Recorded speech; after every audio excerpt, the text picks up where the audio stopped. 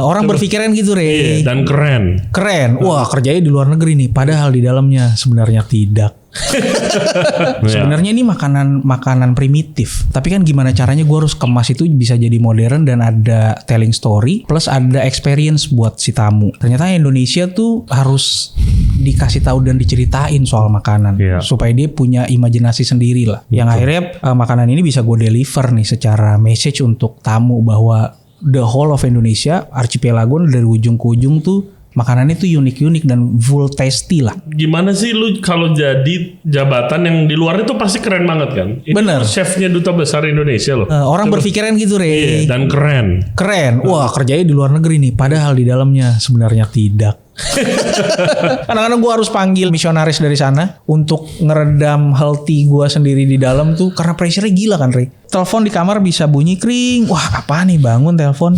Bapak mau makan ayam kuning. Bangun jam 3:30 pagi, masakin, ya kan harus ready call. Iya, mau gimana? Iya, ya ini tuntutan pekerjaan kan. Jadinya ya sudahlah kita jalanin aja. Toh juga buat gue positifnya ya gue bisa belajar untuk kontrol semua emosi segala macam lah. Iya. Di industri kan kita mana bisa, lu jam tank pulang go let's go, nggak ada urusan. Ini nggak ada, jadi harus pakai perasaan. Ayam kuning di Chili. Pak, emang ini di Jawa.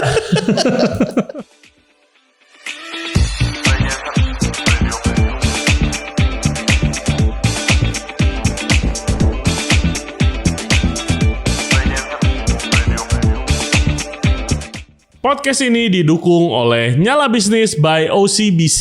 Saatnya berani naik level dengan kemudahan transaksi, akses pinjaman, hingga komunitas untuk networking dari Nyala Bisnis. Daftar Nyala Bisnis sekarang.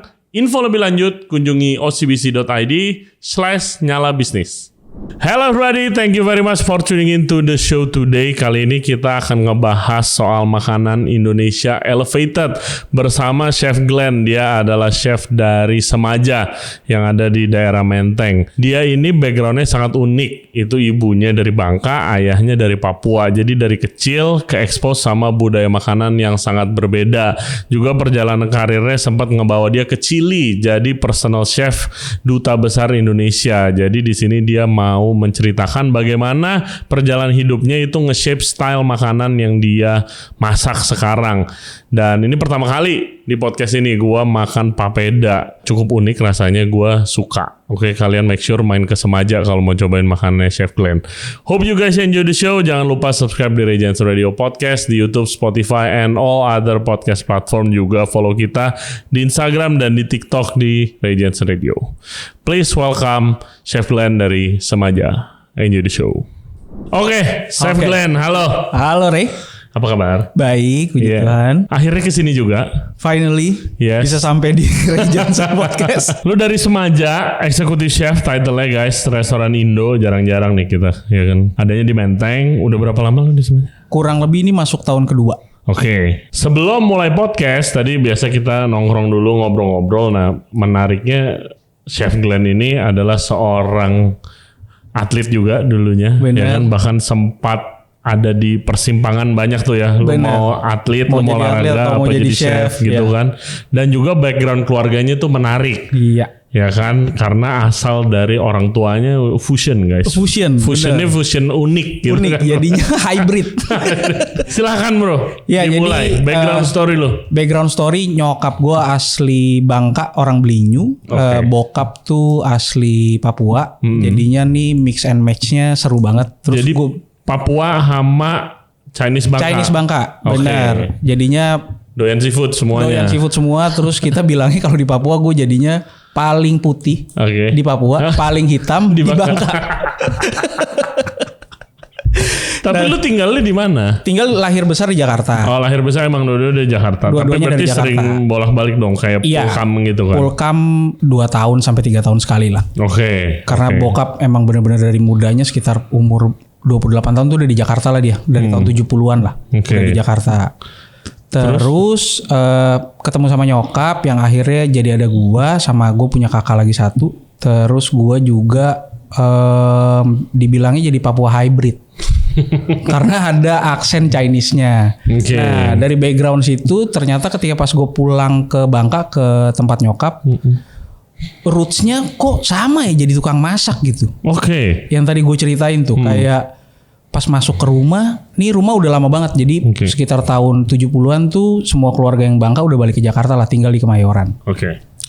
Dan ketika gue balik karena itu rumah udah gak pernah dipakai, terus gue napak tilas lah ceritanya. Masuk ke dalam rumah ngelihat, oh ini rumah tua nggak dipakai? Iya, rumah tua nggak dipakai. Terus masuk ke dalam, dari ruangan tamu ada kamar. Pas masuk ke belakang dapur, buset gede banget nih dapurnya. Hampir ya rumah tuh seperempat, dapurnya full. Oke. Jadinya emang bener-bener kayak udah ke Dapur setup gitu. besar Dapur gitu. gede banget. Jadi udah ada section-sectionnya sendiri. Kayak Ada dapur Chinese grill, food, pasti dapur kayak dapur Chinese food, bener tuh. banget. Sectionnya kebagi rata, Semua. lurus-lurus. Bener, gitu ya. lurus-lurus. Tapi semuanya masih pakai kayu-kayu gitu ya. Keren Zaman banget. dulu gitulah. Nah terus ternyata gue denger dari oma gue lah, sepupu-sepupunya mereka lah di sana. Kayak ternyata oma itu sama kungkung. Kungkung tuh kakek berarti kan? Bener. Bahasa Cinanya di sana kungkung sama Iya. popo. Sama gue juga. Yoi, Popo. kungkung sama popo. Terus pas ngeliat ya pokoknya pas kakek gue meninggal tuh masih pakai yang tau gak sih lu yang warna merah gitu petinya. Yoi, masih yang begitu. Jadinya kalau mau dibilang di black darahnya Cina banget nih sebenarnya. Nah dari situ gue diceritain, oh ternyata kungkung sama popo tuh dulu jadi tukang masaknya kayak private chefnya kekaisaran Cina, tapi gue nggak tahu di tahun berapa. Yoi. Dan ternyata rootsnya nyambung ke nenek gue, generasi ketiga, terus generasi keempat ke nyokap. Abis itu sama, maksudnya F&B terus. Iya, rata-rata adanya di dapur semua. Gokil. Oh bukan F&B aja, tapi emang orang Kican. Orang Kican, bener. Jadi tuh gue emang dari kecil punya taste-nya lebih Bangka banget. Kayak ada songsui. Oh anjay, songsui. Okay. Terus ada otak-otak yang kayak tekwan gitu. Nah setiap kecil tuh, tiap nenek gue buat tuh gue yang bagian nyicipin. Dan setiap dia masak gue duluan lah pokoknya yang makan, nyobain enak. Kok makan songsui itu cuma di Bangka doang tuh? Nah ini di Jakarta karena kebetulan gue rumah di Kedoya kan, kita deket lah, anak WSW ceritanya. Jadinya ada, gue dari kecil punya langganan bami Bangka namanya bami acung. Oke. Di mana bro? Pokoknya deretan rumah gue lah di daerah Kedoya. Nah makan bakmi di situ, terus belajar lagi karena bokap juga ternyata bokap nih sebenarnya angkatan tentara. Karena dia sering berpindah-pindah, terus juga emang ternyata dari keluarga bokap itu juga jago-jago banget masaknya. Karena mungkin memang orang pesisir kali. Iya, pengalaman gue dulu ngobrol sama Cato, Charles Toto tuh chef, jungle chef, kayak di Papua laki tuh harus bisa masak. Harus bisa masak, benar banget. Gitu. Jadi emang budayanya benar. Tapi uniknya gitulah di Papua tuh ternyata ketika gue belajar soal rempah-rempah sama segala macam, ada beda-bedanya gitu. Jadi ikan kuah kuning tuh sebenarnya itu kan jadi ciri khasnya orang timur lah. Yang sekarang hari ini gue bawa nih. Iya nih. Yoi, ada papeda. Jadi di setiap daerah di pantai itu jahenya lebih sedikit dibanding yang ada di pertengah, di tengah-tengah. Pasti dong. Yoi. Ya kan? Jadinya tergantung landnya. Kalau memang dia cuacanya dingin, jahenya lebih banyak. Terus ikan-ikannya yang dipakai juga beda-beda. Kalau orang gunung biasanya pakai mujair segala macam. Kalau kita orang pesisir udah pasti ikan kakap merah. Kalau nggak ikan tongkol. Nah itu ada dua versi lah. Ada kuah asam sama kuah kuning. Nah disitulah gue berangkat tahu kenal sama papeda tuh yang paling enak pas bokap gue bikin. Jadi di kantor tuh dia kadang-kadang malam makannya ya papeda aja. Coba, gue belum pernah makan papeda bro. Cobain. Dari dulu pengen banget nyobain. Jadi ini si papeda itu karena dia dari sennya si sagu kan. Nah ternyata pas kita makan tuh emang bener-bener healthy sebenarnya. Karena ini buat makan malam sama buat ada acara-acara besar atau kita menghormati orang atau tamu yang datang. Nah biasanya kita pasti buatin papeda tuh. Karena dia buat nyobain. Dan akhirnya. Yes. Nah itu dikunyah 2-3 kali and then langsung telan. Iya. Nah ini juga di Semaja kita juga ada ini. Dan ini gua sengaja bikin seautentik mungkin. Ini gue kirim dari Sorong langsung. Apanya? Sagunya. Gokil. Jadi emang pengen nyari kita authenticity-nya si papeda lah. Jadi tuh emang sebenarnya pas masih panas tuh jadi kita makannya kayak Chinese gitu ternyata orang Papua. Jadi di piring terus diambil dia bisa sedot setengah piring itu habis. Serobot gitu. Itu orang Chinese banget. Iya. Nah makanya mungkin nyokap sama bokap jadi kenalnya karena dari jalur makanan itulah. Jadi biasa kita makan terus langsung ditelan. Nah rata-rata Jadi makanan ini tuh sebenarnya bagus banget buat fiber kita di dalam. Karena memang kandungannya cuma pakai air panas. Terus kita aduk tuh si sagunya. Nah, kayak gue pikir bro, kalau makan kayak tekstur makan papeda rasanya tuh kayak teksturnya bakal aneh buat gue, ternyata enggak. Iya, karena biasanya kalau yang sagu asli tuh kita bakal dikeluarin airnya, nanti dimasukin lagi supaya sennya tetap ada, dan itu juga bisa jadi fiber di dalam sebenarnya. Terus makan papeda tuh orang sana tuh bisa 1 piring full dan kerjaannya tiap malam tuh kencing doang. Karena kan sebenarnya ini air kan. Pantes ya. Gue lihat di Instagram tuh begituan. Ini makan papeda sepiring bro. Gak ada kuahnya.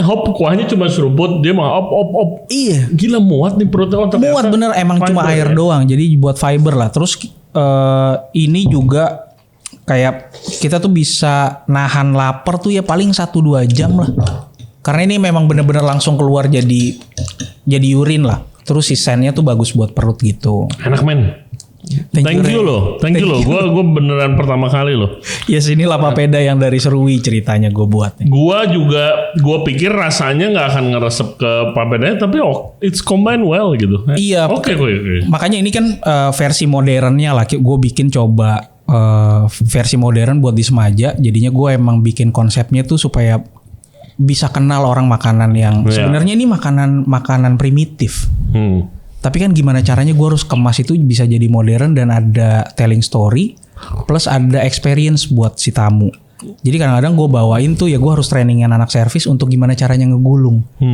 There is something unik ketika ada di Semaja. Jadi banyak banget tamu bule tuh ngordernya si kuah kuning papeda karena ada telling story-nya.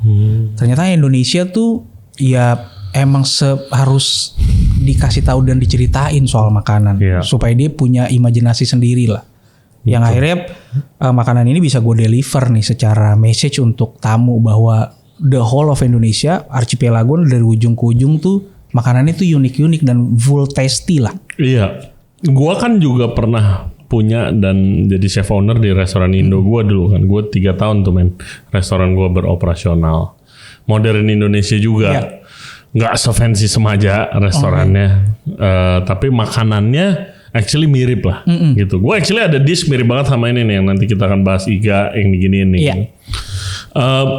Challenge gue itu tamu-tamu gue apa ya baik bacot lah gitu. Sama banget.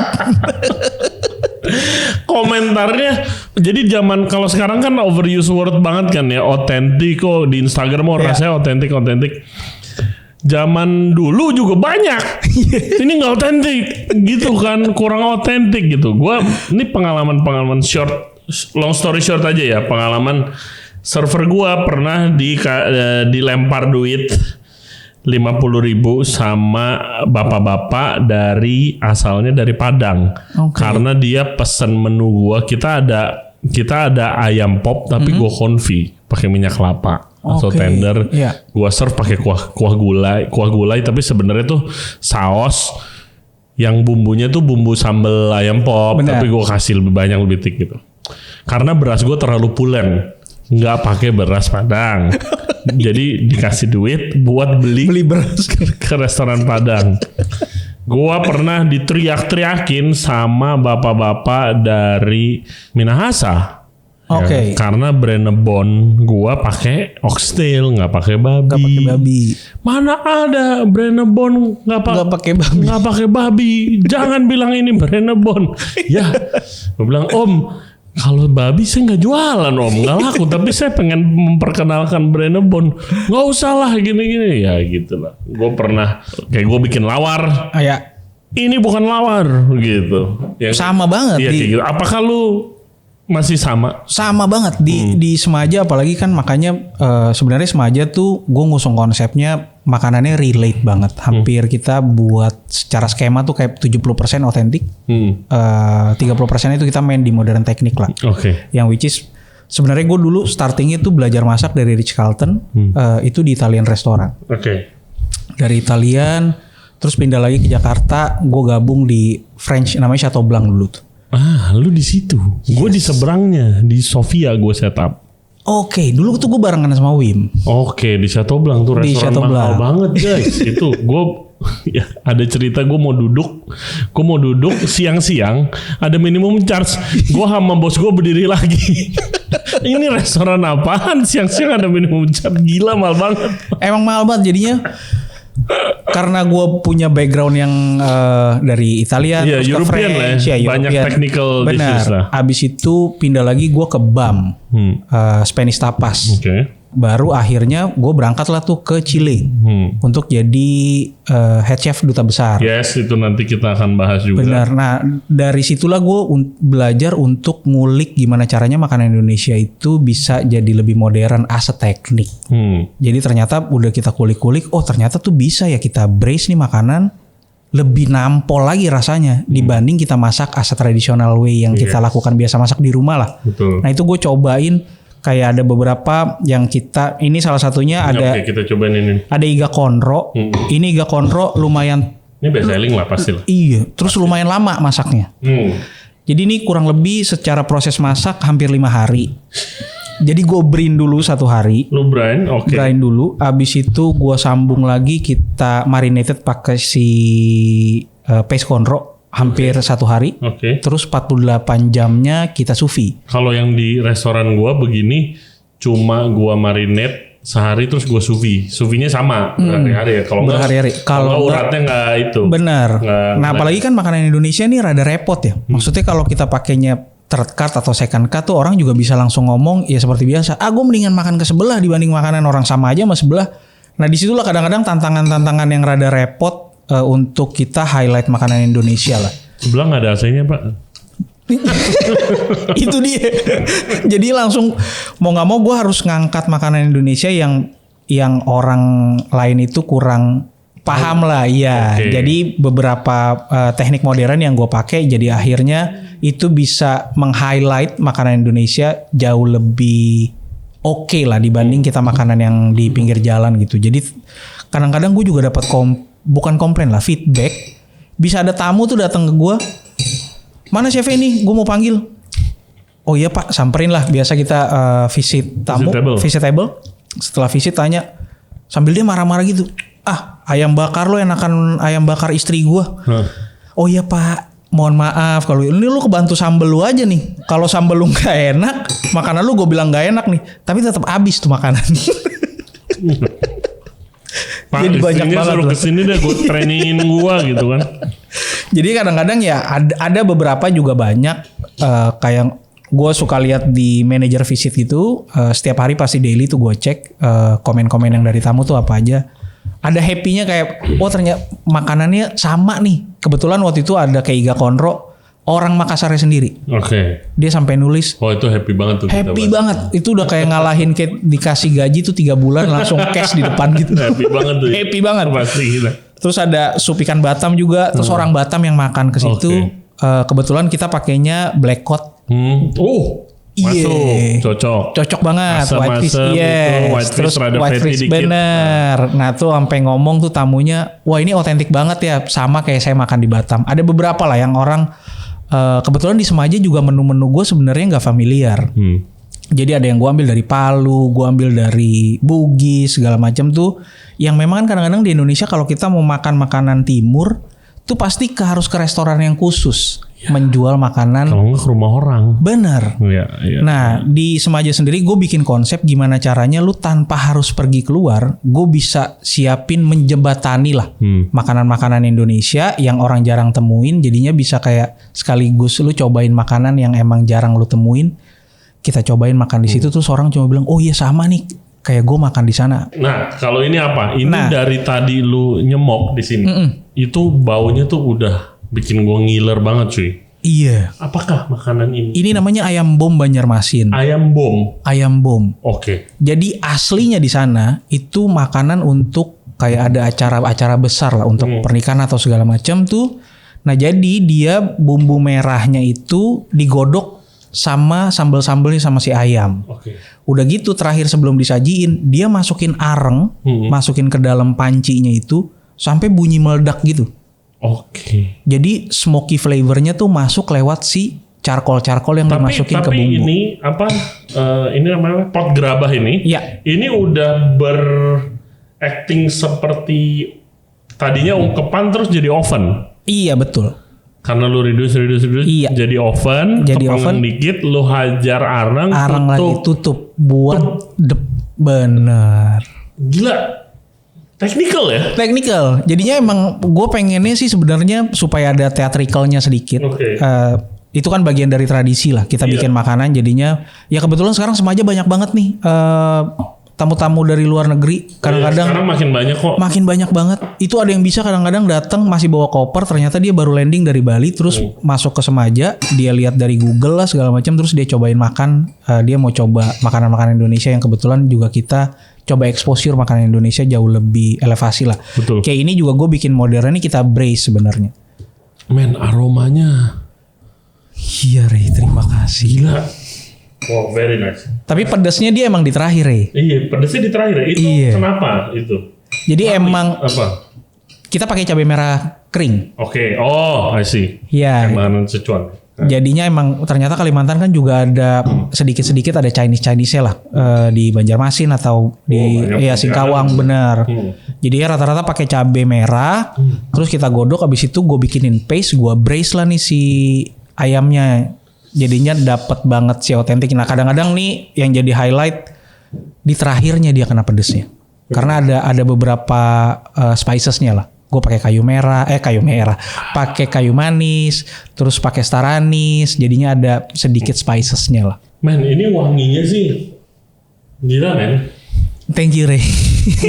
Hey guys, kalau kalian enjoy the podcast so far, thank you very much dan jangan lupa subscribe di Ray Jensen Radio Podcast. Back to the show. Sama ini lupa nih gue. Nah ini nih. Nih roti abon. Jadi biasanya orang-orang yang pergi ke Papua terus pulang udah pasti ada oleh-olehnya roti abon Papua. Karena itu jadi ternyata tuh di Papua influence-nya Amerika banget. Nah waktu itu gue sempet tinggal di Biak tuh hampir 2 tahun lah. Jadi nih si roti abon itu biasanya. Iya. Gue tuh sorry gue potong bro. Tapi gue begitu lu tadi nyajiin ini, gue kayak ini gue pernah lihat di mana ya? Oleh-oleh, betul. Nah, cuma di Semaja karena kita tadi balik lagi tuh ngusungnya untuk yang modernnya. Jadi nih roti gue bikin di Papua tuh ada ibu-ibu tuh kadang-kadang dia jualan roti kayak soft roll gitu, tapi bikinnya pakai panci gitu loh. Nah, dijualannya di pasar dia di-infuse pakai kunyit. Nah, ini gue bawa ke Semaja dengan modernisasinya gue pakai sokupan. Makanya cuy. Yes, jadi gue pakein sokupan sama gue infuse juga pakai kunyit. Terus di dalamnya itu ada layer yang pertama itu gue pakein ada raw emulsion. Makanya ada scent terakhir lah. Yes, terakhir smoky. Bener, sama gue pakein abon. Yang itu emang jadi ya otentiknya ketika orang jalan ke Papua tuh ya dia makan roti abon lah. Nah nyambungnya sama di Semaja karena banyak juga foreigner yang datang, jadinya ini salah satu starternya mereka buat bread dulu. Makanya kenapa cocok banget nih. Gue coba berusaha untuk gimana caranya kita elevasi makanan Indonesia lah. Terjadilah nih si roti abon. Ya, siapa yang gak doyan roti abon ya? Iya hampir rata-rata kan Ray. Nah yang jadi unik tuh itulah. Ketika gue pas di Papua tuh, oh ternyata emang ada sedikit-sedikit influence dari Amerika yang emang dulu perang dunia kedua ceritanya di sana. Jadi emang di Papua makan roti enak-enak semua Ray. Oke. Emang jago-jago banget bikin makanannya. Di Papua tuh hampir rata-rata ada rotinya lah. Tiap sore tuh gue kalau di sana sore tuh kita makan sagu lempeng pakai teh manis, terus makan roti-roti itu. Jadi sambil nungguin sore makan pinang lah. Seseru itulah di Papua. Yoi, makan pinang. Gue juga masih kalau ketika di sana tuh kadang-kadang orang nggak percaya kan gue orang Papua. Rambut nggak keriting. Lu bilang orang Chinese nggak percaya. Orang nggak percaya. Gue mau bilang orang Papua lebih nggak percaya lagi. Ini dari mana nih asalnya nih? Jadi kadang-kadang sedikit uniknya ketika di Papua ya kayak begitulah. Tapi banyak banget gue dapet influence Papua tuh emang mainnya smoky semua karena memang di Papua sendiri. Gua tinggal di rumah tuh masih ketika malam lapar gitu mau bikin ya telur goreng gitu doang lah. Gua harus belah kayu dulu. Oke. Jadi bakar-bakar kayu dulu di panci, kita taruh areng bikin sendiri ya benar-benar manual banget lah. Nah makanya kayak ikan asap semua tuh segala macam gue bisa dapat di Papua tuh akhirnya jadi kayak mikir wah gimana caranya ya makanan primitif ini bisa jadi terelevasi lah. Tapi kan waktu lu kan tadi sempat bilang ke gue juga sebelum kita podcast mulai, lu pernah tinggal di Papua juga kan? Bener, pernah tinggal di Papua. Sebelum jadi chef berarti? Maksudnya sebelum berkarir sebagai chef atau gimana? Udah berkarir sebagai chef. Nah kejadiannya waktu itu pas tinggal di sana karena waktu itu pas kita COVID kan. Oke, COVID. Semua industri kita mati. Terus nggak bisa kemana-mana. Nah kebetulan karena gue balik cerita nih, gue pernah jadi atlet dulu. Oh ya? Jadi atlet hockey field. Oh iya, field hockey atlet. Field hockey. Terakhir 2018 pensiun. Itu masih main, ya masak juga. Terus tetap atlet juga gitu, pulang kerja baru kita tetap lari lah, dapat PR lah dari pelatih. Ini pokoknya lo harus lari 3 kilo, pokoknya gini-gini lah. Nah udah gitu gue coba buat cari kesempatan lah. Kebetulan karena gue atlet, gue dipilih untuk jadi putra daerah yang bisa bawa knowledge tentang hoki itu ke Papua. Karena waktu itu Papua lagi PON. Dan lu juga ada darah Papuanya. Ada darah Papuanya. Jadi gue dibawa ke sana untuk ngejelasin lah, untuk kita ngebrief anak-anak di sana gimana caranya ngerunningin as event. Jadi buat gue kayak gue berbakti untuk negeri lah ceritanya. Jadi gue balik ke sana, gue tinggal 2 tahun tapi muter-muter tuh ke Biak, ke Timika, ke Sorong, ke Jayapura. Nah itu pasti lu ke-expose banyak banget tuh Papua. Nah gue juga sempat ketemu sama Charles Toto. Jadinya memang dia orang Sentani lah. Terus kita ngobrolin soal makanan tuh gimana ya, makanya gue baru tahu ternyata di Papua tuh ada garam dari sagu lah yang dikeringin di atas. Dia lebih otentik lagi. Iya, gitu. Dia dalam banget, dia jungle chef lah. Dia aja bilang ikan kuah kuning tuh bukan makanan asli Papua gitu kan. Iya. Ya, itu kan alkulturasi. Bener. Gitu kan. Kalau dia mah hutan dah. Hutan bakar banget batu, dia. Bakar batu gitu semua kan, segala macam bener. Nah makanya ketika pas gue tinggal di sana plus jadi atletnya, ya 2 tahun waktu itu kan COVID ya nggak bisa balik ke Jakarta. Jadi gue tetap di sana ya sambil eksplorasi lah tuh. Gue denger seafood bro di sana. Gila. Seafoodnya gila tukang masak dari Jakarta ke sana ngiler sih. Ngiler. Tuh gue ada masuk ke pedalaman lah. Itu ikan udah nggak dipancing, Re. Ikan itu naik ke kapal sendiri. Beneran, Re, di Raja 4, apalagi di Raja 4 lah. Gue duduk di sampan nih. Tuh mau mancing ikan yang kecil-kecil bakal naik terus masukin kail. Ikan segede gini terus nanti dapetnya ikan yang segede gini nih. Terus ada beberapa di kondisi kayak lagi pasang surut. Ada di daerah Sipiori namanya. Itu di Biak Utara. Di Sipiori itu ketika pas lagi pasang surut, ikan kejebak semua tuh di dalam. Pakai gayung, Re. Naik ke kapal, itu ikan baronang. Karena saking banyaknya, kebetulan gue harus ngurusin atlet-atlet Papua nih. Jadi gue dapat source apa yang ada di situ ya gue sekalian masak lah. Iya dong. Jadi gue bikinin tuh ikan dari ikan goreng, ikan rebus, ikan kuah. All teknik. Semua karena ikannya itu doang. Jadi gue tinggal ngambil dari gayung, ya udahlah besok kita smoke, kita asap segala macam. Nah gue belajarnya anjir, ternyata di daerah tuh juga sekeren itu ya, bisa smoke ikan untuk karena terlalu konservasi. Iya, karena banyak banget ikannya. Terus mau dibuang kan juga sayang kan. Jadi dia bikin ikan asin lah, dia smoke lah semua segala macam. Ya sekaligus gue ngasih makan atlet-atlet ini, lo harus makan. Kebetulan lu tuh tinggal di Papua dengan source yang banyak. Makan lah nih supaya kalian bisa ya brainnya tuh lebih nutrisinya masuk lah. Karena di sana tuh gue coba pergi ke pasar, ada namanya pasar Bosnik di Biak. Wah, jam 6 pagi, Re, ini semeja inilah nih ikan tuna. Makin siang makin murah, Re.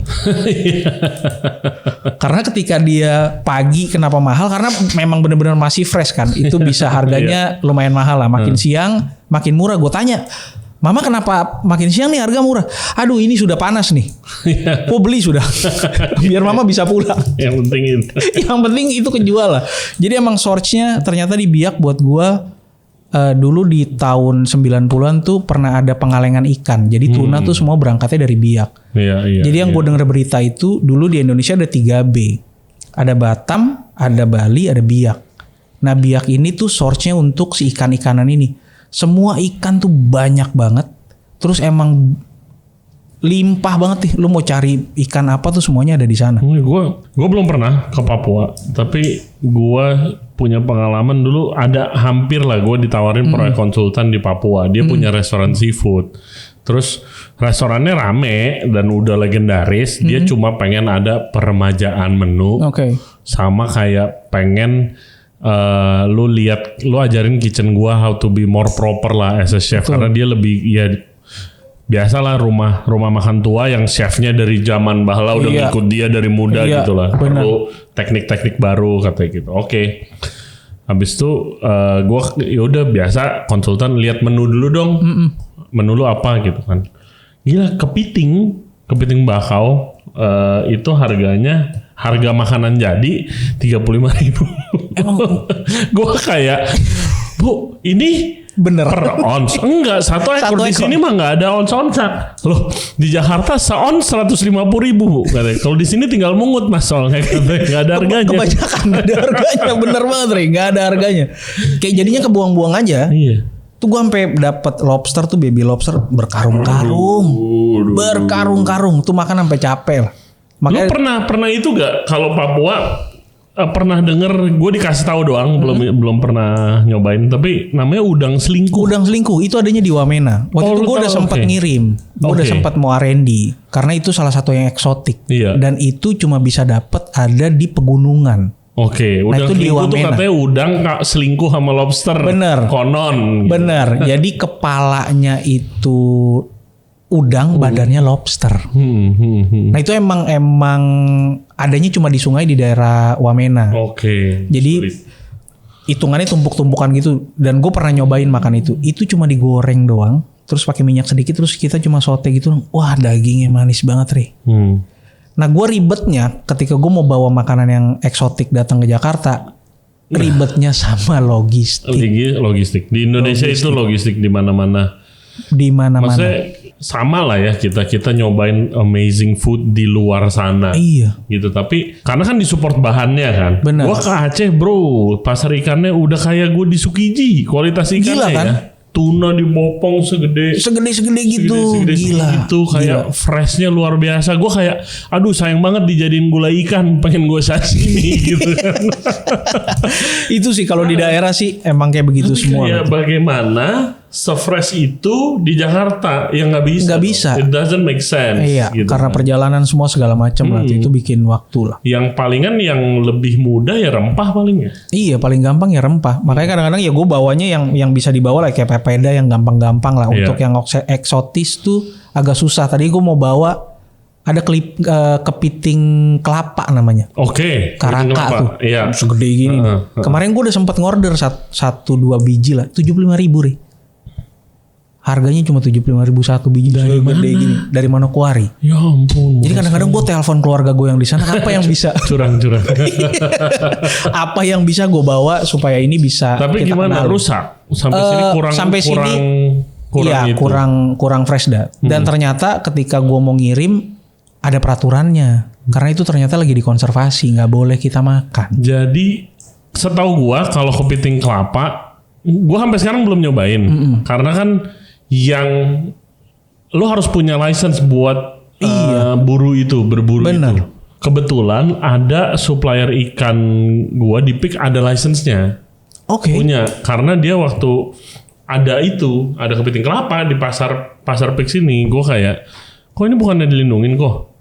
Gua ada license-nya nih dikasih tunjuk license-nya gitu. Oke, nggak apa-apa kalau masih ada license-nya. Oke, gua nanya ini buat apa, ngambil mana? Restoran seafood. Gitu. Oh, oke. Terus gua cari dah. Ada waktu itu special menu di layar seafood nih deket sini. Iya. Ada kepiting kelapa 2 juta. Ya kan?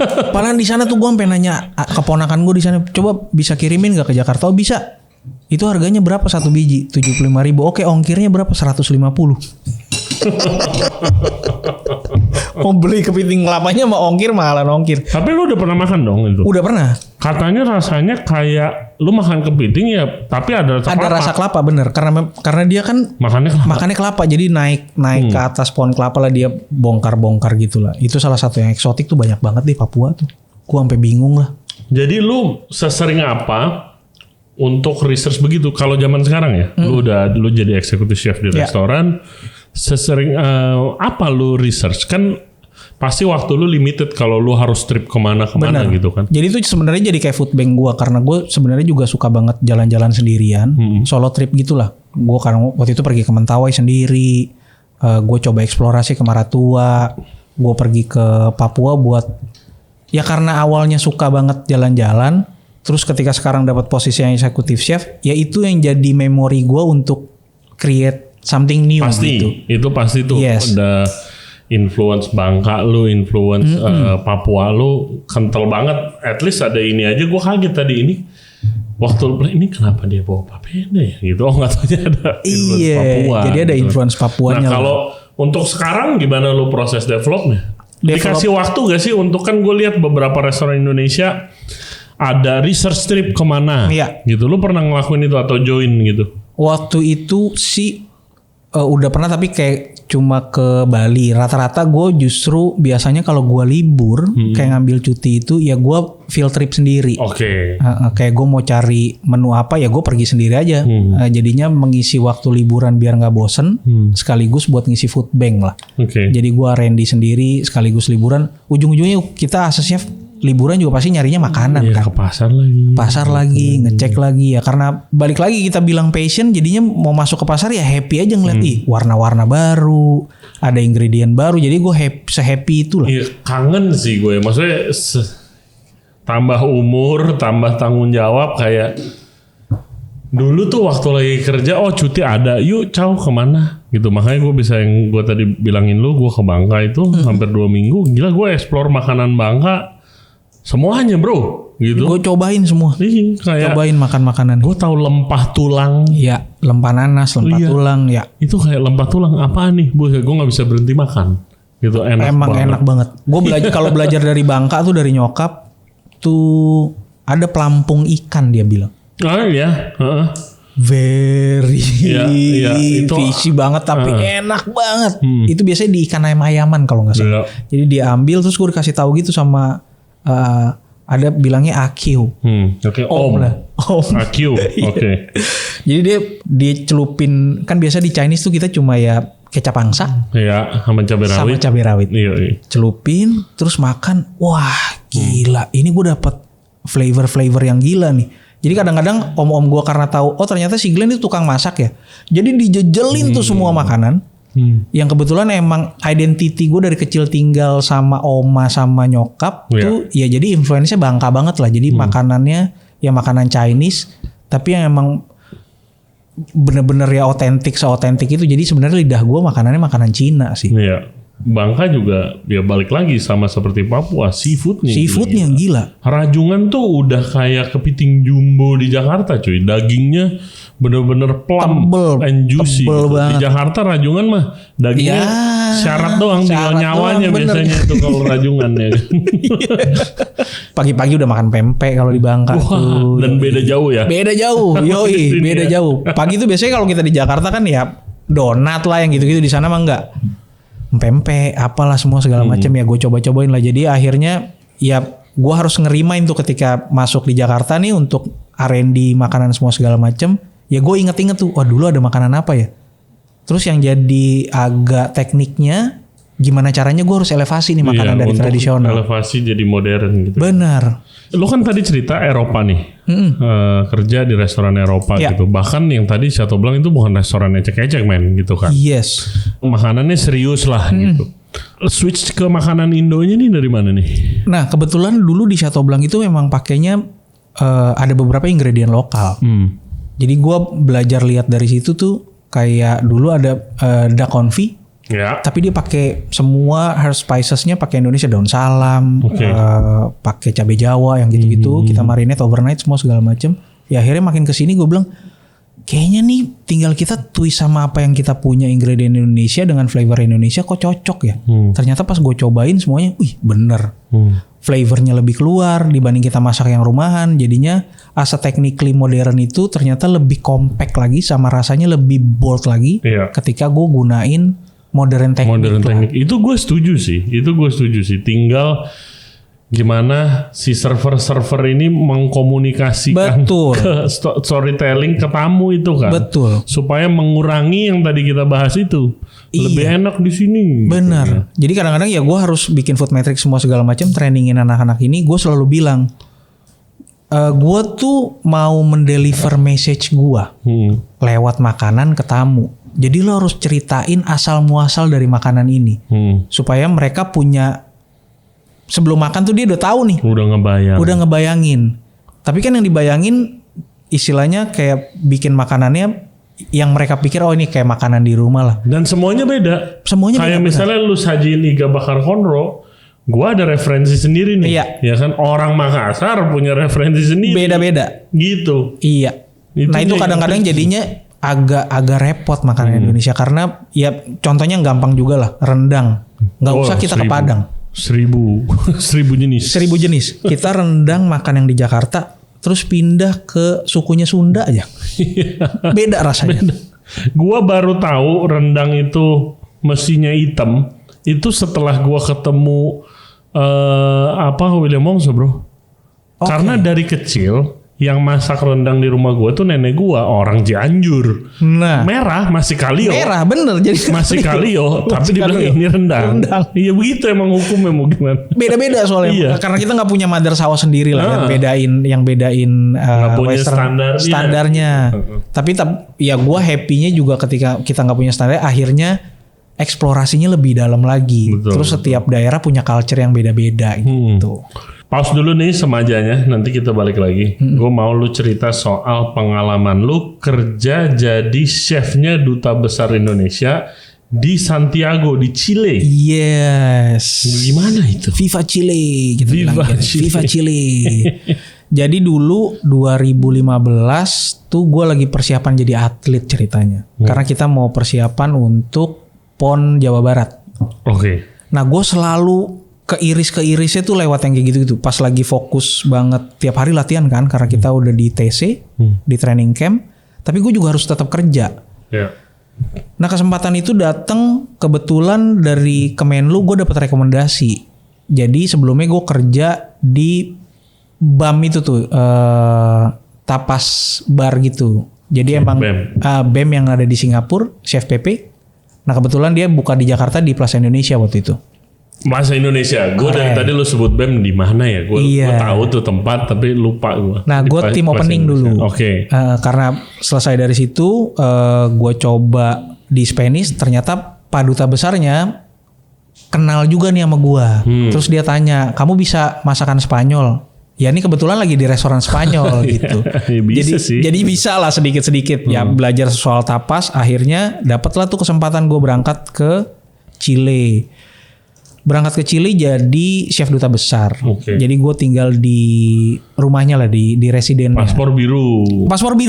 Jadi diplomat. Keren banget pokoknya. Terbang tuh gimana caranya, gue harus ngelewatin Amsterdam supaya bisa keluar dulu.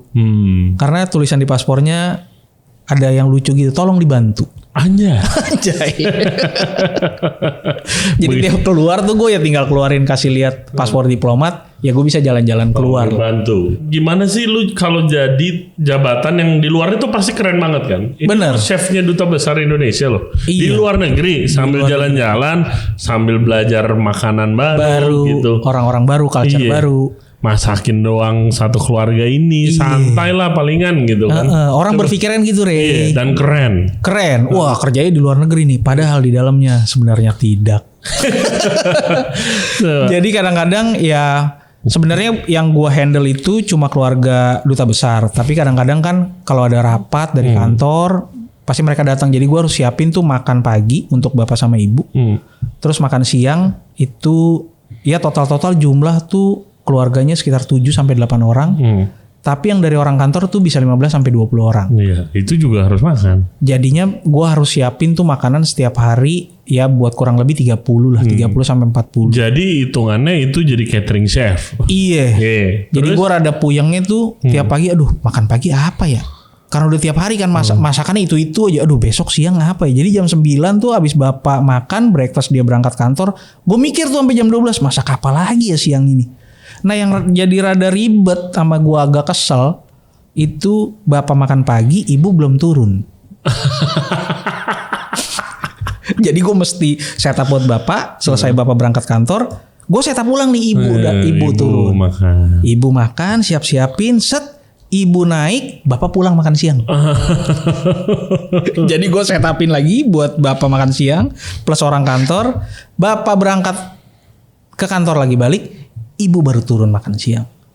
Jadi gue nggak punya waktu buat istirahat lah jatuhnya. Jadi bener-bener rush nih sampai mereka dinner. Karena bapak tuh tengah siang pasti pulang lagi untuk afternoon tea. Oke. Jadi gue harus siapin buat bapak afternoon tea. Setelah itu nanti makan malam sampai kurang lebih jam 11 lah.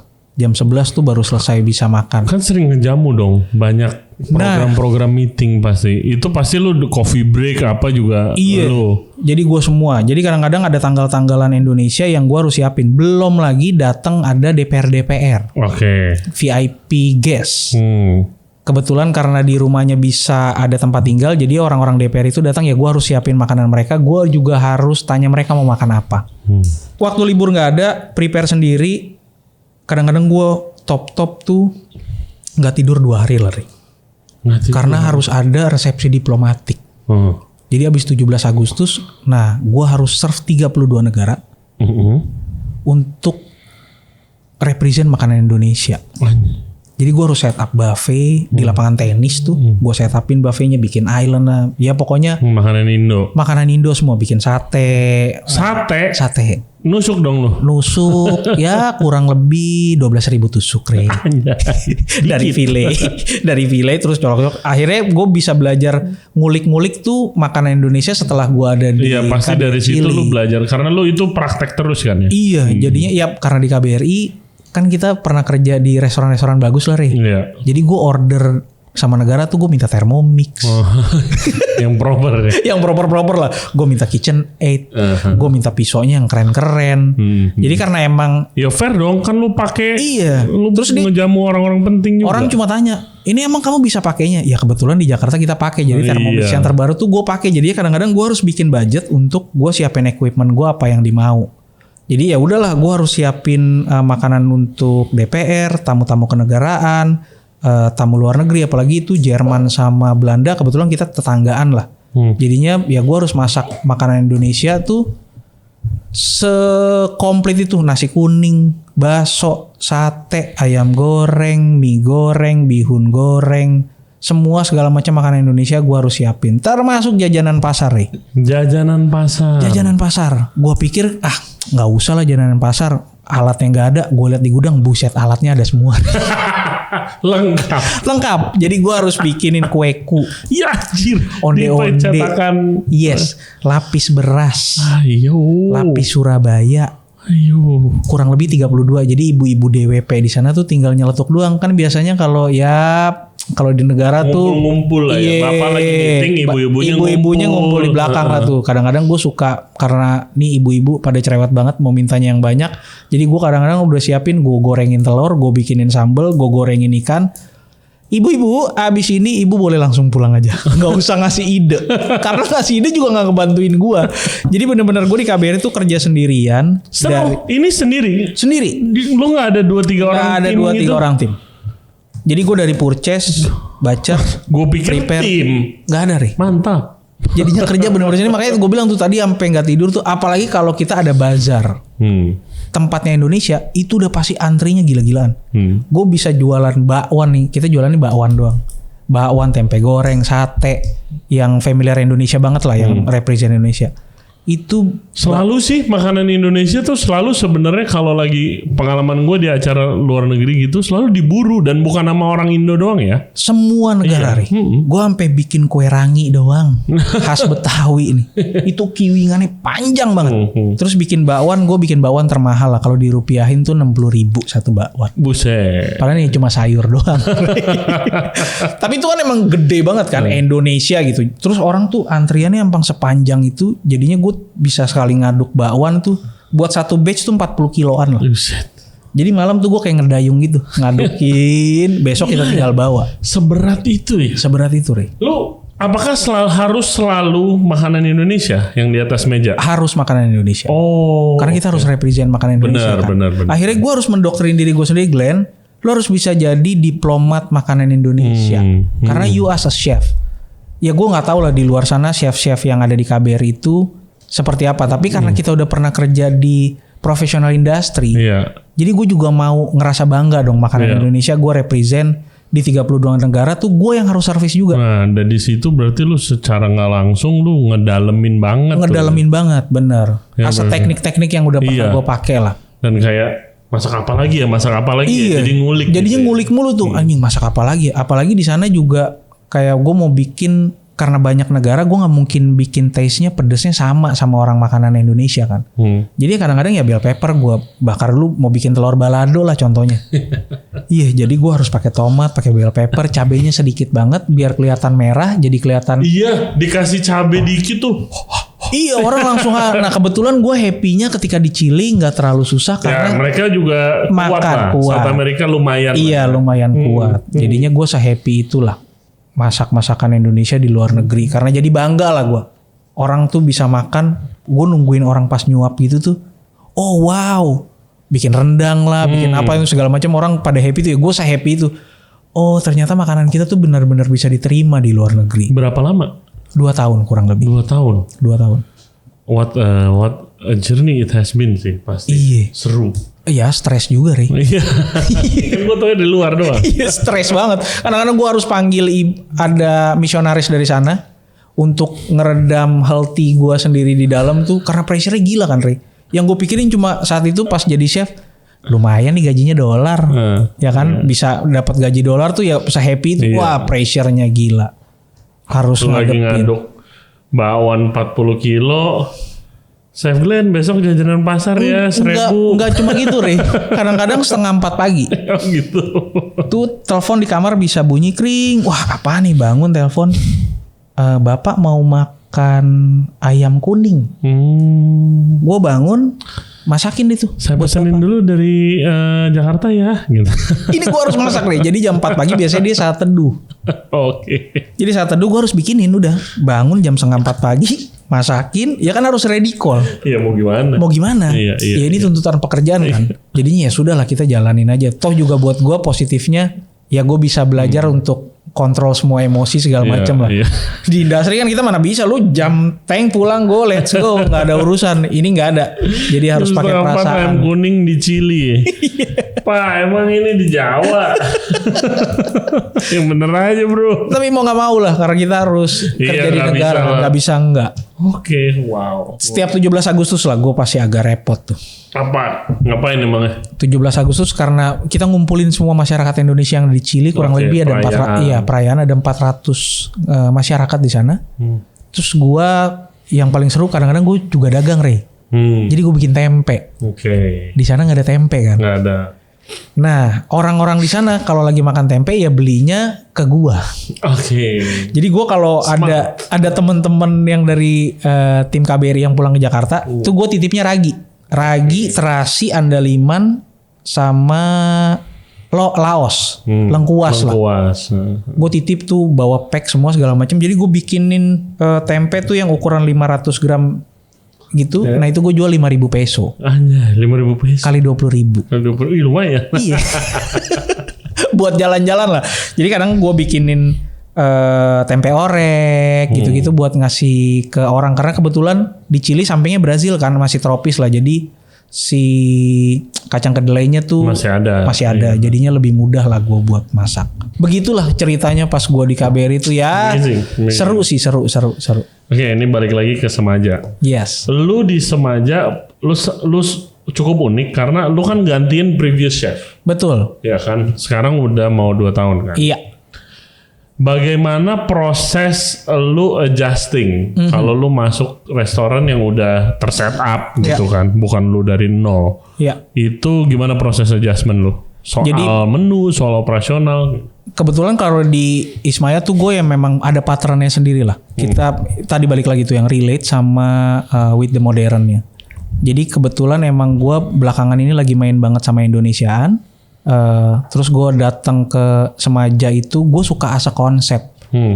Karena balik lagi gue punya background ada jadi diplomat makanan Indonesia. Jadi gue coba setup ngelihat setupannya, oh kayak begini nih cara mainnya nih. Terus ya gue coba dari pengalaman gue buat ngangkat makanan Indonesia lagi lebih menarik. Which is itu kayak ada dari proteinnya yang gue angkat. Karena apa yang udah sebelumnya ada tuh ya sekarang gue tinggal tambahin doang sebenarnya. Ada gak menu yang kayak ini bukan gua banget nih? Ada beberapa. Ada beberapa yang gue scrap, menu-menu yang bukan gue banget itu gue scrap. Ya ada yang mirip-mirip sama ada beberapa chef yang lain lah. Gitu. Jadinya gue coba lebih original. Lebih original. Plating semua segala macam gue coba kita main modern lah dengan pengalaman gue yang sebelum-sebelumnya. Jadinya gue coba capture tuh makanan Indonesia gimana caranya supaya bisa lebih bagus lagi dari yang sebelumnya. Gue tambahin tuh range-nya. Oke, iya soalnya chef dengan background seperti lu itu jarang sekali. Yes. Di umur lu yang sini ya, jarang sekali yang lu udah ya orang tua lu di Indonesia Barat yang satu di Timur. Iya. Ya kan lu kayak expose sama budayanya. Satu satu jago masak, keluarganya prianya, satu emang dari zaman bahela tukang masak. Ya, nah kan? Makanya gue tambahin tuh. Gue udah ngeliat range-nya gitu ya. Iya. Nah balik lagi tadi konsepnya karena orang mau makan makanan timur harus ke spesifikasi restoran.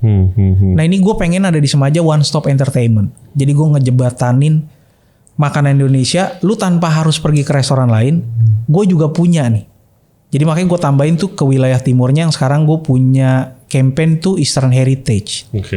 Jadi wilayah timur gue jadiin satu tuh. Ada si Iga Konro, ada Papeda, ada Ayam Bom. Kalimantan kan jarang banget kayak expose sebenarnya makanan nih. Wah, gue nggak tahu apa-apa. Di susah luar gue follow content creator makanan di sono ya di Kalimantan, gue nggak tahu. Ada influencer pasti ada Chinese lah di Kalimantan. Nah ini coba gue tambahin di Semaja tuh gue ngeliat, wah ada nih satu poin yang restoran lain belum punya. Which is Eastern Heritage. Makanya itu yang gue tambahin ada di Semaja. Supaya more complete Archipelago of Indonesia aja kita tambahin. Jadinya itu yang gue ngelihat kayaknya ini ada poin plus nih. Yang bisa gue bawa. Terus beberapa makanan Indonesia sendiri yang wilayah timur ada theatricalnya. Yang sekarang ternyata itu happening nih. Iya, itu elemen penting. Dining experience kalau di konsep lifestyle gitu ya. Iya, jadinya ya harus dicar di dalamnya. Ya biasanya orang. Iya ini yang kayak ini. Iya. Ini tuh berarti lu buka dulu di depan tamu, terus kita car di dalam, kita tutup. Oh, lu proses bomnya juga di depan tamu. Iya, di depan tamu. Jadinya flavornya tuh keluar semua. Di dining tuh. Gue juga punya ada ayam. Ada udang gami namanya. Nah itu dari Bontang. Dari Bontang, nah itu juga gue masaknya pakai klepot langsung. Jadi pas dibuka tuh bau sambal terasinya kemana-mana gitu. Nanti kita undang Ray ke Semaja. Iya bro. Gue pengen ke Papua bareng lu bro. Boleh banget. Kita kunjungin ke Sentani, boleh banget. Nextnya apa? Nextnya abis ini gue mau coba masukin entry level menu. Jadi makanan yang familiar orang bisa denger. Jadi sebenarnya yang menu-menu gue sekarang tidak familiar. Oh iya, lo harus balance. Betul. Jadi makanya kenapa gue selalu ngisi di restoran itu, gue mau telling story-nya tuh clear supaya message gue sampai ke orang. Karena itu yang mau kita hidangin kan. Jadinya gue pengen jadi represent makanan Indonesia lah. Sekaligus kalian juga dapat knowledge yang baru nih. Yang kalian biasa makan ya misalnya kayak opor ayam yang kita common lah. Tapi kan ini beda ya, lu jadi ada tambahan kan untuk bisa as a knowledge itu tambahan ya culture baru yang harus lu bisa jelasin. Gitu. Bagus banget sih ya, emang dari lu join sih gue belum visit Semaja lagi kan. Maksudnya tapi lu nge-highlight dari timur itu bagus banget menurut gue karena kurang biasanya dilupain kenapa? Ya karena nggak ada yang punya background kayak lu gitu. Gue juga mau di restoran gue ada Papeda. Tapi gue bikin lawarnya diomelin sama orang Bali katanya bukan lawar, apalagi ada yang gue belum pernah bikin dan gue kagak tahu, dilempar kali gue itu Papeda gue gitu kan. Tapi ya with your background story emang pas aja nih lagi ada opportunity jadi executive chef di restoran Indo kan. I think kalau gue ngelihat dari kacamata luar gitu kan soal industri F&B di mana ini award udah dengar akan masuk bentar lagi gitu. Sayangnya yang di level itu Tapi konsepnya Indonesia tuh nggak banyak, men. Iya bener Ya kan nggak banyak, bener-bener nggak banyak. Makanya gue lihat peluangnya dari situ Iya, sih. tapi lu nih posisi lu nih penting gitu loh. Iya. Nanti karena kalau misalnya amin-amin ya jadi salah satu restoran Indonesia yang masuk ke dalam Amin. list itu atau dapat award apa, ya itu jadi achievement yang besar banget. Bener, buat gue Karena itu bonus sih, Rek. sampai sekarang belum ada restoran Indonesia ya. Bukan restoran di Indonesia tapi restoran Indonesia. Yang dapat award-award seperti itu gitu. Ya hopefully sih, Rek. Amin bro. Amin. Bro. Oke, dessert time. Dessert time, always have room for dessert. Bagaimana ini modern Indonesian dessert nih, men? Nah, jadi ini gue punya ada es teler. Es teler. Es teler, tapi ini es teler deconstructed. Oke. Jadi semua elemen si es telernya sama. Cuma kita main di tekstur. Jadi yang paling bawah itu ada coconut crumble, terus ada jackfruit. Oke, jackfruitnya di slice aja. Di dice. Terus ada avocado juga, kita dice juga. Terus kita bikin coconut fresh candy. Oke. Kita candied the coconut. Terus candied ada coconut. ya ada kelapa mudanya juga di dalam. Terus di layer yang kedua tuh ada espuma santan. Oke, espuma santan. Yes, terus yang di atasnya kita bikin dari air kelapa, kita bikin granita. Oke. Terus ada lagi kan biasanya kalau es teler ada susunya tuh. Betul. Nah susunya gue bikinin pakai jadi milk caviar. Oh ini milk caviar. Dan Oke. juga ada avocado ice cream sama ada jackfruit ice cream. Nah kebetulan ini kita nggak pakai esen atau segala macam, bener-bener kita bikinnya homemade. Terus emang nggak pakai bahan pengawet segala macam lah. Jadi bener-bener fresh banget nih ice cream. Ada jackfruit sama avocado, sama atasnya kita bikin paper nangka tuil. Bro, gila berapa komponen, men? Abis Indonesia kan, Ray? Iya. Kalau kita nggak bikin modern elevated, wah, amdai sih. Berasa lagi nangkanya masih? Iya, jadinya kita bikinin tuh gimana caranya bisa buat exposure makanan Indonesia lah. Ya kan biasanya di restoran Indonesia balik lagi ya, kayak cuma es serut semua segala macam. Nah ini kita coba restoran gua. Jadi gue coba bikin lebih modern, tapi tanpa menghilangkan si otentik makanannya sendiri. Oke, bro. Yes, jadinya nih semua elemennya harus di scoop. Jadi yang paling bawah juga ada tuh semua. Nah, God damn. yes. Nangka tuh buah favorit gua, bro. Oke. Avocado ice cream, nangka ice cream. Udah. Tanpa mengurangi Dia rasa otentik. percis. Teksturnya aja beda ya. Teksturnya kita mainin di tekstur. Ya, lebih nano-nano teksturnya. Iya, jadinya lebih modern lah kita coba bikinnya. Oke. Terus yang kedua, ini juga ada jasuke. Nah ini juga sedikit unik nih. Jasuke ini gue bikin mengusung no waste ceritanya. No waste, oke. No waste. Jadi semuanya kita pakai flavor si jagung. Jadi yang paling bawah tuh ada sponge cake kita bikin dari jagung. Oke. Udah gitu ada cream cheese. Kita bikin pakai jagung juga. Terus ada jagung custard nih. Ada warna kuning di bawah tuh kita pakai jagung custard. Udah gitu si sponge cake itu kita dip pakai infusan jagung sama susu. Jadi jagung susu keju. Terus nah ini yang lucunya si chipsnya ini nih. Chipsnya tuh gue buat dari pulp yang setelah kita bikin ice cream. Pulpnya kan biasanya kita buang. Nah ini gue blend lagi, gue bikinin chips. Jadi nggak ada barang yang kebuang. Sama si kejunya itu kita bikin tuil sendiri gitu, kita panggang. Sama ada si jagung mousse di atasnya. Di bawahnya juga ada caramel popcorn sama ada ice cream jagung. Jadi the whole Ini kita juga pakai ada jagung. pieces of sweet corn. Iya, karena buat teksturnya sebenarnya. Dicobain, Re. Jasuke. Jagung, susu, keju. Dan apa lu tinggal daunnya lu bungkus jadi tamale itu kan dicip. Iya, Jadi, jadi tamale bener-bener. jadi no waste. Oke, man, ini again komponennya banyak banget ya. Iya, tapi ya kita coba playful sih. Ya. Suka gue ini. Yes. Kejunya. Jadi ada tekstur, ada elemen, Iya. semuanya coba kita masukin di dalam. ya balik lagi kan, Semaja ngusungnya yang modern, ya we play with the modern technique lah. Jadi itu yang bisa dielevasi makanan Indonesia. Kalau enggak amdai. Yes, begitulah kira-kira. Lo ada background pastry? Iya, gue ada background pastry sebelumnya. Dulu karena pas kerja di Ayana, kebetulan gue dapet di pastry section. Jadi itu kerjaannya gue harus cuma bikin es krim doang. Ya 12-13 jenis lah. Jadi base es krim gue bikin sendiri. Jadi gue belajar ya nambahin knowledge sendiri lah untuk kita belajar buat dessert. Kan kadang-kadang ada yang dibilang orang kuat di hot kitchen tapi dia nggak kuat ada di pastry. Gua. Nah gue berusaha untuk balancing. Masa sih cuma megang yang dingin ya, walaupun ada batasannya lah.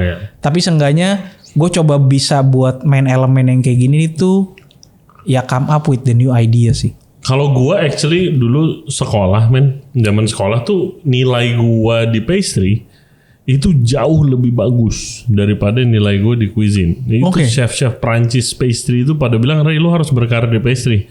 Gua nggak mau. Cuma kan sekarang maksudnya kalau dessert juga kita dari sekolah juga kan dibilangnya apa? Kalau ya hot kitchen ya ilmu yang nggak pasti. Iya. Kalau lu kurang asin ya kita tambahin garam. Tapi kan kalau pastry ya ilmu pasti nggak bisa lu. Lu nggak bisa tambahin gula. Gula lu lewat sedikit habis. Yeah, very nice man. I think Jaya jadi komplit aja experience-nya karena emang yang lu bilang tuh bener banget. Biasanya restoran Indonesia ya dessert di nomor 2 iya, betul. Gitu kan karena emang kan kita nggak ada budaya dessert kan. Iya. Tapi I think in this level harus iya, ada. Kan? Harus ya balik lagi kan kita diplomat masakan Indonesia. Yoi, diplomat masakan Indonesia. Jadi gue mau come up, pokoknya segala sesuatunya harus modern ya dan bisa diterima di mancanegara sih itu sih. Sebelum kita tutup podcast kita masuk ke Q&A dulu nih. Iya. Ada beberapa pertanyaan. Pertama dari gue dulu dari gue dulu nih. Kalau lu jadi seandainya bro, lu jadi orang yang mengontrol makanan Indonesia. Iya. Apa yang lu akan lakukan untuk promosiin makanan Indonesia ke luar negeri? Promosiin makanan Indonesia ya gue bikin gimana caranya makanan Indonesia itu ya asa technically dengan telling story yang ada itu bisa gue buat dan gue kemas kontemporer supaya orang tuh juga bisa lihat oh ternyata makanan Indonesia tuh bisa diginiin ya. Karena kan rata-rata ya kita masakan Indonesia tuh ya sebenarnya gitu-gitu aja. Ya. Gitu-gitu aja gitu. Tinggal kita main di flavornya atau ada kontemporernya sedikit itu yang bisa jadi ngangkat sih. Ya, itu yang menarik. Iya. Gue would love kalau di Jakarta ada restoran masak khusus Indo. Yang proper ya. Pasti itu orang-orang dari luar negeri aja bakal belajar sih. Iya banget. Karena nggak ada yang benar-benar khusus makanan Indo kurikulum mungkin ya di sekolah masaknya. Tapi kalau khusus sekolah masak Indonesia yang proper, yang profesional, menurut gue bakal top banget sih. Top banget sih itu. Oke, pertanyaan pertama nih dari @195 Cerberus. Bagaimana proses kreatif dari memasak makanan yang belum bisa memukau tamu di kedutaan besar? Karena kebanyakan pasti pressure-nya gede. Oke, mungkin presentasi sepenting itu gak di meja-meja kedutaan ini? Iya. Gua ya nggak tahu ya, mungkin gua doang kali. Gua pengennya ya karena kita punya pengalaman yang sebelum-sebelumnya di Western, ya gue pengen juga makanan Indonesia platingnya gitu, niat. Yoi, platingnya niat. Jadinya ya itu tempting salah satu juga kayak penting banget kan untuk orang bisa ini makanan Indonesia kok gini ya. Yang orang biasa lihat tuh ya udah asal tumpahin aja di dalam. Cuma kan balik lagi gue juga pengen jadi diplomat makanan Indonesia supaya orang juga kita bisa sejajar lah minimal di luar sana. Asa globally ya ternyata rendang aja orang suka banget. Oh iya, nggak ada yang nggak. Gue belum nemu orang manapun nggak suka rendang. Iya makanya itu dia. Semuanya pasti suka. Jadinya buat gue as presentation itu penting banget asa modern supaya kita juga bisa ngangkat makanan Indonesia tuh lebih lah. Emang diplomat makanan Indonesia itu judul podcastnya guys. Pertanyaan kedua dari DNY.AKBR.